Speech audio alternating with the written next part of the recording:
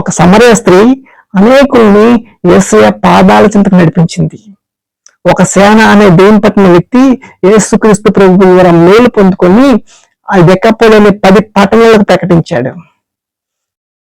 2 గుడ్డి వారు యేసుక్రీస్తు ప్రభు ద్వారా చూపు పొందుకొని అనేక ప్రాంతాలకి, ఆ దేశమంతటా కూడా ఆయన కీర్తిని ప్రచురం చేశారట. మన సాక్ష్యం, మన భక్తి, మనం యేసయ్య దగ్గరికి ఎంతమంది నడిపించగలుగుతున్నాం ఆలోచన చేయాలి. ఎన్ని సంవత్సరాలైంది మారు మనసు పొంది, ఎంతకాలమైంది బాప్తిసం తీసుకొని, ఎన్ని సంవత్సరాల నుంచి మందిరానికి వస్తున్నాం, ప్రభువుకు పనికొచ్చే పాత్రగా ఉన్నామా ఆలోచన చేయాలి.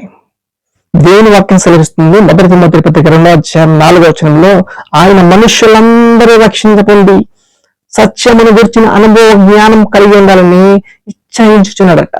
మనుష్యులందరూ రక్షించబడాలని ఆయన ఆశ. ఏ ఒక్క ఆత్మ నశించిపోవడం దేవుని చిత్తము కాదు.